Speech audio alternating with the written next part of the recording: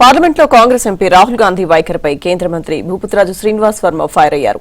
హిందువుల మనోభావాలను రాహుల్ గాంధీ దెబ్బతీశారని ఆగ్రహం వ్యక్తం చేశారు. రాహుల్ హుందాతనం మరిచి వ్యాఖ్యలు చేశారని శ్రీనివాస్ వర్మ మండిపడ్డారు.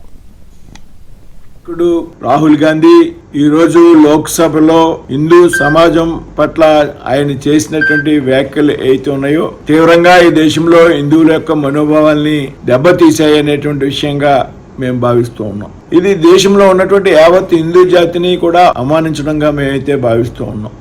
ఒక ప్రతిపక్ష నేతగా బాధ్యతాయుతంగా లోక్సభలో ఉండవలసినటువంటి వ్యక్తికి ప్రతిపక్ష నేతగా లోక్సభలో మాట్లాడేటప్పుడు కొన్ని సాంప్రదాయాలను పాటించవలసినటువంటి వ్యక్తి వాటితో నిమిత్తం లేకుండా ఈవేళ హిందూ జాతి గురించి అవమానపడే విధంగా మాట్లాడడం యావత్ భారతదేశంలో హిందూ లేఖం కూడా ఖండిస్తూ ఉంది. ఇప్పటికే 3 సార్లు కాంగ్రెస్ పార్టీని ప్రజలు ఓడించడం జరిగింది. అయినప్పటికీ కూడా కాంగ్రెస్ పార్టీ నేతగా ఉన్నటువంటి రాహుల్ గాంధీకి పరిపక్వత పూర్తిగా రాలేదనేటువంటి విషయం మనకు అర్థమవుతా ఉంది. ఇవాళ దేశంలో ఉన్నటువంటి హిందువులందరికీ కూడా రాహుల్ గాంధీ బహిరంగంగా క్షమాపణ చెప్పాలి. కాంగ్రెస్ పార్టీ కాదు, ఆయన చేసినటువంటి వ్యాఖ్యలను సమర్థించినటువంటి మిత్రపక్షాలు ఏవైతే ఉన్నాయో వారు కూడా రాహుల్ గాంధీ చేసినటువంటి వ్యాఖ్యల్ని వెనక్కి తీసుకునే విధంగా వారు కూడా ప్రయత్నం చేయాలనేటువంటి విషయాన్ని భారతీయ జనతా పార్టీ చెప్తా ఉంది. ఇదే విధంగా రాబోయేటువంటి రోజుల్లో మరి ఏదైతే ప్రతిపక్ష నాయకుడిగా ఉన్నటువంటి రాహుల్ గాంధీ ఎప్పటికైనా సరే సభలో ఏ విధంగా మాట్లాడాలి, సభా సాంప్రదాయాలకు అనుగుణంగా ఏ విధంగా మాట్లాడనేటువంటి విషయం మీద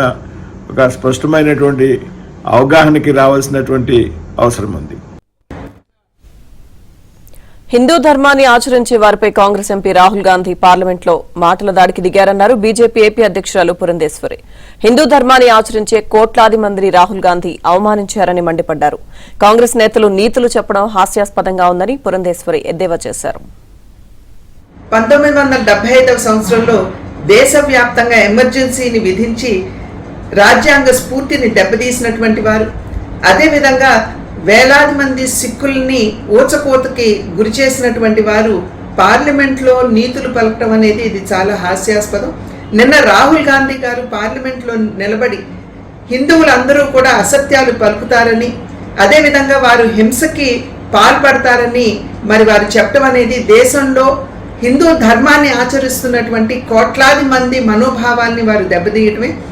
కనుక రాహుల్ గాంధీ గారు వెంటనే భారతదేశానికి అదేవిధంగా హైందవ ధర్మాన్ని ఆచరిస్తున్నటువంటి హిందువులందరికీ కూడా వారు వెంటనే క్షమాపణ చెప్పాలి.